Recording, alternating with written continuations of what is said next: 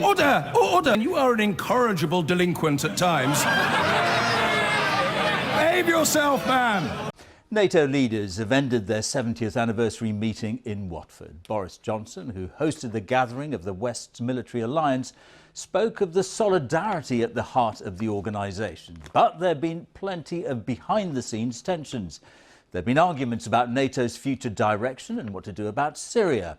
And in a meeting that was meant to be all about diplomacy, we had President Trump calling his Canadian counterpart two-faced. This report from our deputy political editor, John Pienaar, does contain some flash photography. He loves to make a big entrance, whether or not he's always completely welcome. Donald Trump may not always be looking for trouble, but it often turns out that way. He needs careful handling, and everyone knows it. That includes his host, who's fighting a campaign. The Honourable Donald Trump, President of the United States of America. The leader of the free world has already fallen foul of NATO allies and strayed into the election. He's not a man to take directions.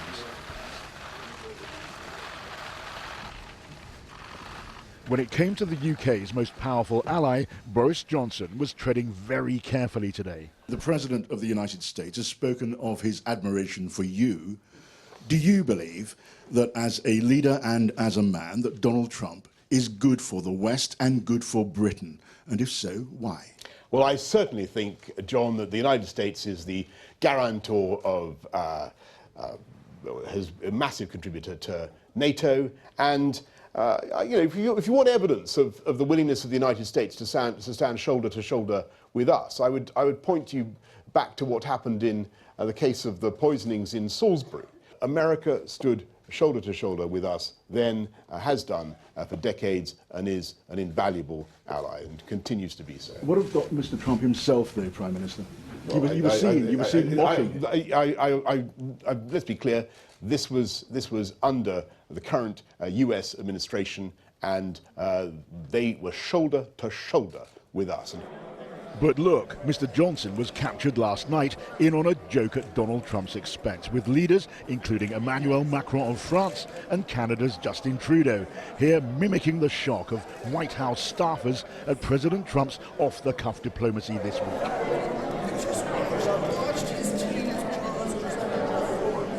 Britain's PM was pleading ignorance. That's complete nonsense, and I don't know where that's come from. But this was Donald Trump's verdict on the Canadian leader. Well, he's two-faced. He's two-faced, he said, obviously not at all happy. Pomp and ceremony at the summit here in Hertfordshire, while in Nottingham, Labour's leader seemed a world away. Number 10! Jeremy Corbyn's vision, a NATO dedicated to peace.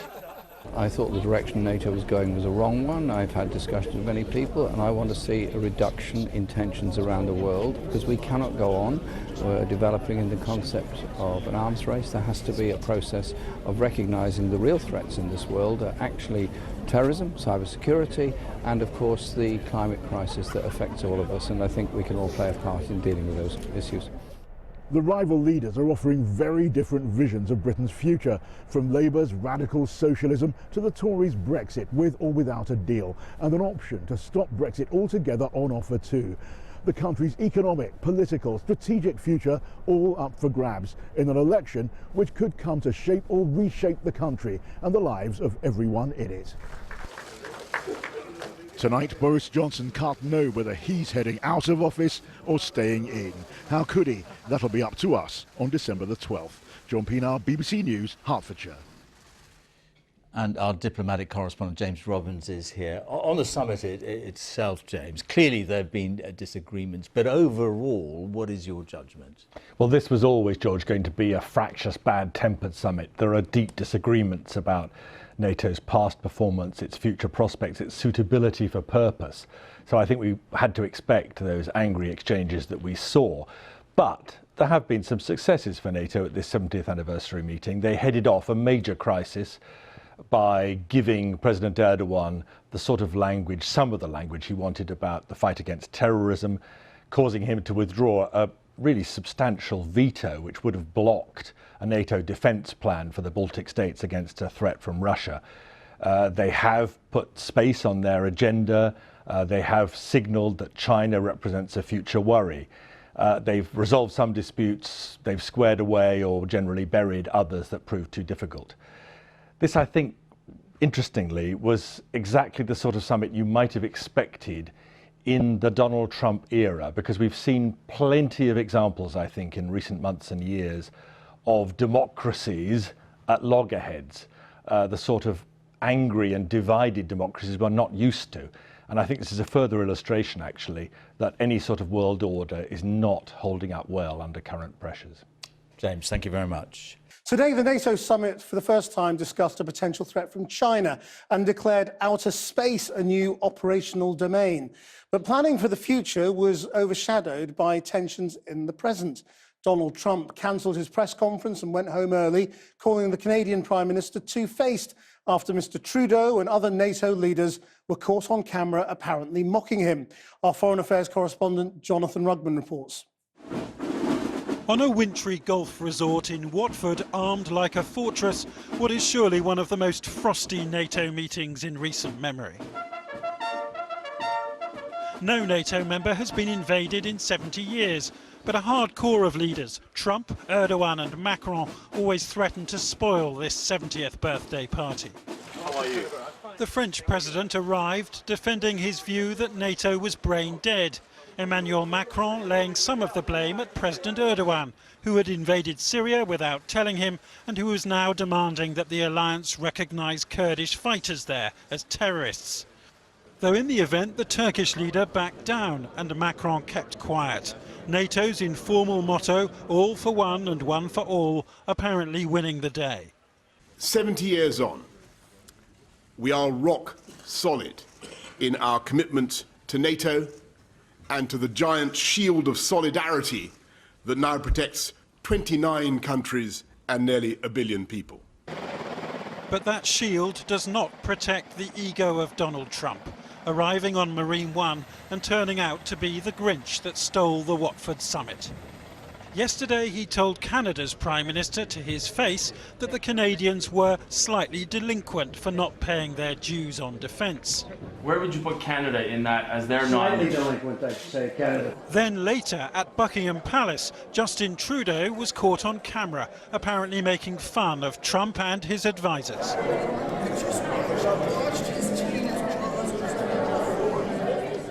America's president is famously thin-skinned at the best of times, and this afternoon he struck back. Well, he's two-faced. Do you think that Germany's too naive? And honestly, with Trudeau, he's a nice guy. I find him to be a very nice guy. But, you know, the truth is that I called him out on the fact that he's not paying 2%. And I guess he's not very happy about it. He's facing possible impeachment, so appearances alongside world leaders are a chance to change the subject. But today the pressure was perhaps too much. So we'll go directly back. I think we've done plenty of press conferences. Unless you're demanding a press conference, we'll do one. But I think we've answered plenty of questions. His press conference now cancelled, Marine One whisked him away, leaving Canada's leader trying to explain what he meant last night. We were all surprised and I think pleased to learn that the next G7 will be at Camp David. I think that was an unscheduled announcement, and I think everyone's team, every different leader has teams who every now and then have their jaws drop at unscheduled surprises, like that video itself, for example. As for Boris Johnson, well, he denied laughing at Trump last night, declining to mention the president's name, aiming his cannons at Jeremy Corbyn instead. There is a choice between those who want to strengthen NATO and those in the Labour opposition who actually want to destroy NATO. Perhaps the most serious issue facing NATO is Turkey's purchase of a Russian missile system and the possibility that one day Turkey might walk away from the alliance itself. According to Boris Johnson, the missile issue was not discussed at today's formal meeting. Instead, this birthday party has been overshadowed by very personal spats between the leaders themselves. And compared with the Cuban Missile Crisis, the Soviet invasions of Hungary and Czechoslovakia, the September the 11th attacks on America, these spats hardly amount to a serious threat to the NATO alliance. Jonathan Rugman, Channel 4 News, Watford. Well, earlier I spoke to the former Conservative Defence Minister, Tobias Ellwood, and I put it to him that the summit has not been an inspiring spectacle. You've got some strong characters here. Yes, there was language which I think, in reflection, obviously took media attention away from the substantive. But we faced diverse, complicated threats, and there is a recognition that countries have to spend their 2% minimum, and we have to work together. There are substantive disagreements over, not just over funding, but over Turkey and where it's getting its weapon systems from, policy in Syria, what to do about former ISIS fighters. Russia must be laughing. Well, they may be laughing, but they're also recognizing that the nations came together, the strongest and most powerful military nations in the Western world. There probably was a little bit of clearing of the air and a recognition, as you say, how can you have a NATO member that starts purchasing air defense systems from our adversaries? How can you have a NATO member that invades its neighbor and actually then attacks the very people, the Kurdish Democratic Forces, that NATO was training? These are difficult questions, and let's not dodge them. But NATO itself will bring together a council of experts to work out its future strategy. But while Britain has committed to its 2% spending, there are a lot of rumours of actual cuts in force numbers. Are you sure that's not going to happen? They are rumours. I've checked with the head of the armed forces and so forth. We often get a little bit of inter-service rivalry. There is no intention of this government to cut any armed forces numbers. Now, obviously, you were a Rory Stewart backer rather than the Boris Johnson one, but how comfortable were you with his behaviour today? I mean, clearly being filmed, sort of sniggering about Donald Trump with other leaders and then denying it. I understand the attraction in wanting to talk about this. Whenever there's a bit of off-camera conversation, everybody gets very excited about it. We are less out of kilter on either side of the Atlantic than most people think. They are our closest, most important ally. I mean, would you say that, Boris Johnson specifically should make more of an effort to get things right if he's making honest mistakes? And I'm talking about the press conference with Boris Johnson in which he said Jeremy Corbyn wants to destroy NATO when the Labour manifesto clearly doesn't. Can you imagine any US president wanting to phone up Jeremy Corbyn in the middle of the night and say, I've got a concern because of an issue that's happened around the world. What is your advice? It would not happen. Jeremy Corbyn himself, once he's Prime Minister, away from the manifesto, could do all sorts of things. He could get rid of our nuclear deterrent. I'm talking about telling the truth about things like Jeremy Corbyn wants to destroy NATO. That's just not true. You have to look deeper than the manifesto. You actually have to look at the people themselves to say where would they take Britain from a security perspective. And there is massive concern from the Labour perspective, the way it's moved to the left itself, of what they would do, who they would befriend. You say people make mistakes. I've interviewed you many times. I can't remember any factual mistakes you've made. Boris Johnson makes them every day. I can only say that I would like all of us, to do more, to do our best in the frenzy of the electioneering campaign, and also put your hand up when you absolutely get it wrong. And hand on heart, given you wanted neither of them, are you finding this as depressing as the rest of us? It's certainly a very different campaign than I've ever experienced before, and that's why I'm saying I think there's an awful lot of reflection that we should do on how we conduct our campaigns. Tobias Ellwood, thank you very much. The events to mark 70 years of NATO were meant to present a picture of unity and solidarity, but they unravelled in a schoolyard spat. At a Buckingham Palace reception, Canadian Prime Minister Justin Trudeau was caught on camera appearing to mock the US president for keeping him waiting. Predictably, President Trump hit back, calling Justin Trudeau two-faced. It overshadowed a day that was meant to show the Allies standing shoulder to shoulder. And then, to top it all, Donald Trump then called off a planned press conference before boarding Air Force One straight back to Washington.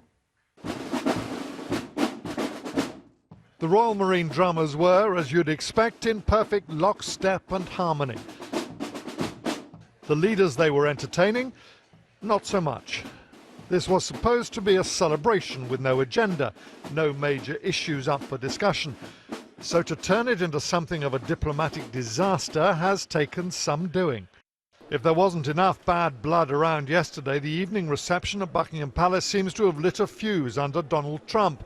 4 leaders, the Dutch, Canada's Justin Trudeau, President Macron of France, and their host Boris Johnson apparently mocking the American president for the impromptu press conferences he'd been conducting all day.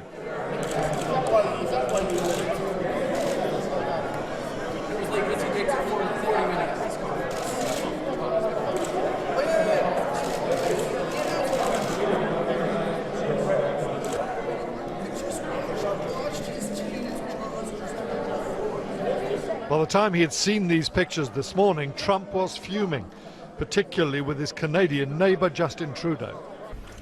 Well, he's two-faced. I called him out on the fact that he's not paying 2%, and I guess he's not very happy about it. I mean, you were there, a couple of you were there, and he's not paying 2%, and he should be paying 2%. It's Canada, they have money, and they should be paying 2%. So I called him out on that, and I'm sure he wasn't happy about it, but that's the way it is. Look, and with that, the president cancelled his scheduled press conference and ordered the Marine One helicopter to get him back to the airport and home. As for Trudeau, well, he tried to make light of it. I think people know that the relationship between Canada and the United States is deep and goes far beyond the relationship between a Prime Minister and a President. Although I will say, as you all know, we have a very good and constructive relationship between me and the President. While Boris Johnson at his press conference seemed content to make out simply that nothing whatsoever had happened. That's complete nonsense, and I don't know where that's come from.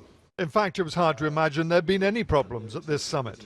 The basic idea of all for one and one for all, encapsulated in Article 5 of the North Atlantic Treaty, that we come to each other's mutual defence. That's why NATO works. With the three musketeers front and centre as well for NATO's Secretary General. All leaders were very clear. We stand together, all for one and one for all. A nice idea in practice now for 70 years. But as Trump left this evening, the European side of this alliance are wondering if there are many more meetings like this one, for how much longer? And James is here. So how difficult and serious could this be, do you think? I mean, on one side it looks like a bit of a spat, but you're implying there it could mean something a little more difficult. Yeah, I mean, I think it is more serious than that. I mean, talking to politicians and officials at this NATO summit, they all say, look, we've always had these internal divisions. And of course, they're right. But this is qualitatively different, because what we're seeing here is, without question, a weakening of American willingness to defend Europe, both to spend the money, to commit the troops, to defend us right up to and including the level of nuclear war. Now, a lot of this is to do with the Trump presidency, but by no means all of it is to do with the Trump presidency. Growing American isolationism is real. No one wants to confront this. The British, because we're in a general election and we hate the whole idea of a European defence identity. The Germans don't want to face up to having to spend a lot more money and take much, much more difficult decisions. And really the only ones who are wanting to talk about it now are the French under President Macron. And he's been told, shush, shush, shush, come on, don't rock the boat. But, you know, the boat is going to have to be rocked at some point. If President Trump loses the election next year, he's the one who's had a lot of success in getting the Europeans to pay more, and a future president will learn that. And of course, if President Trump wins next year, well, the next 4 years, the following 4 years, will be very difficult for the alliance. OK, James, thank you for that. Well, Jeremy Corbyn today repeatedly refused to be drawn on whether he believes NATO helps keep the UK more secure. The Labour leader has criticised the organisation in the past. He was speaking to our political correspondent, Romilly Weeks, who's in Westminster for us this evening. So, Romilly, what did he have to say?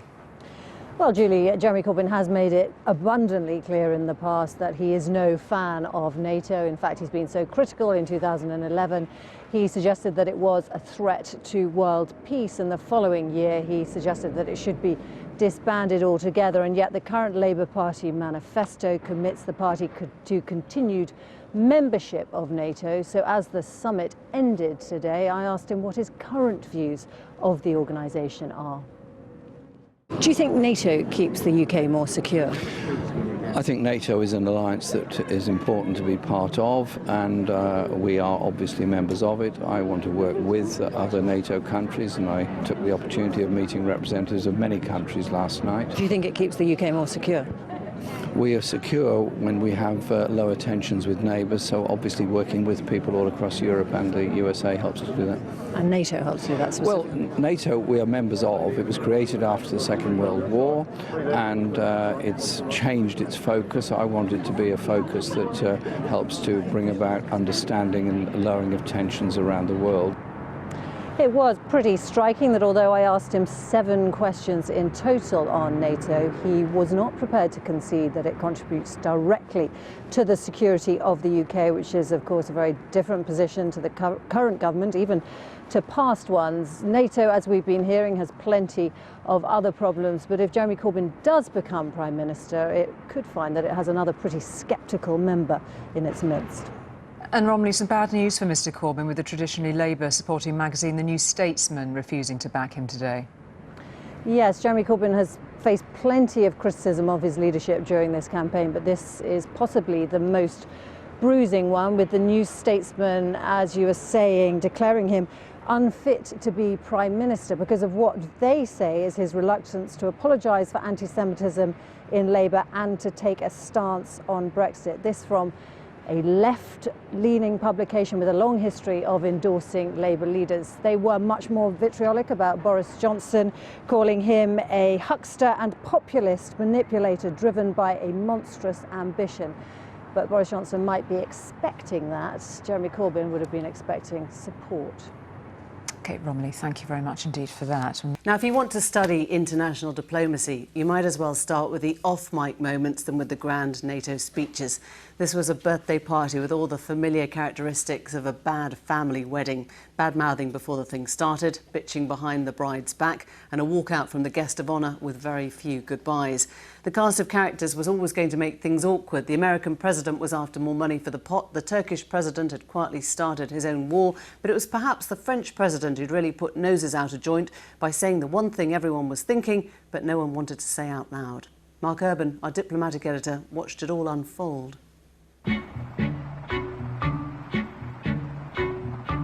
Today it was down to business at a golf club north of London, with leaders teeing off for a vigorous political contest. After tetchy public exchanges yesterday between Donald Trump and Emmanuel Macron, video emerged of the French leader in conversation with Justin Trudeau last night, in which the Canadian PM apparently made fun of the US president's inability to keep to time when there were cameras around.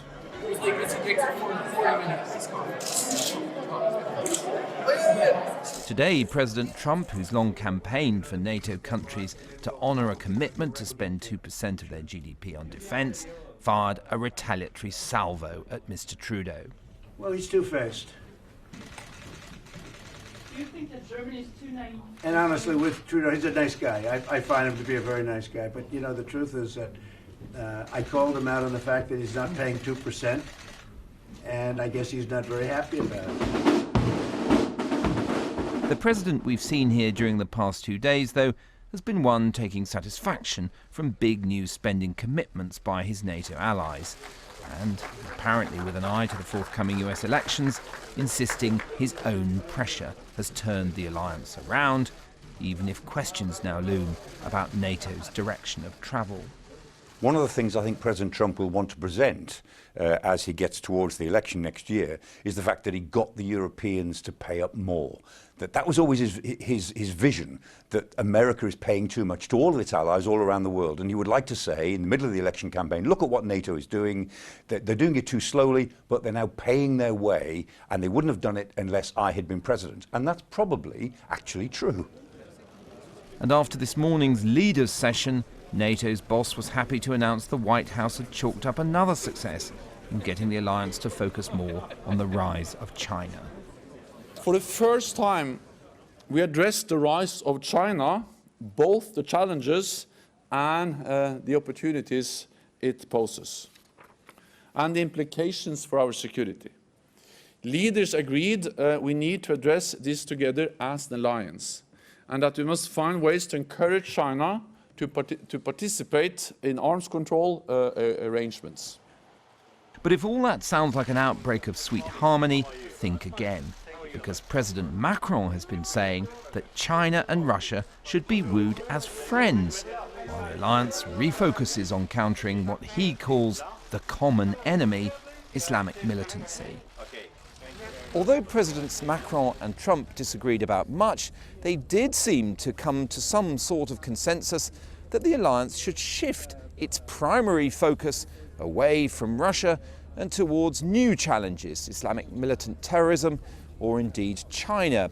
And that will leave the UK in a slightly awkward position because it's really a consensus within the UK security establishment that the main adversary, the main challenge, still comes from Russia. The problems for President Macron is that his vision for NATO is that it should worry more about Islamic radicalism. And that's true, but it's not strategically important. Russia and China have spent the last decade becoming strategic adversaries of the West. Russia is now, and China will be quite soon. And so NATO and the EU have got to take that on board. The problem for President Macron is that there are too many moving parts in his vision, and his vision is actually so vague that not many other people are going to sign up to it, not for a while yet. With these underlying differences unresolved, a host whose mid-general election, and criticism of his fondness for feeding the news machine, President Trump cancelled his concluding press conference. He'd already said enough, came the message, but alliance leaders will need a lot more discussion if there's to be any hope of reconciling their conflicting ambitions for NATO. Mark Urban.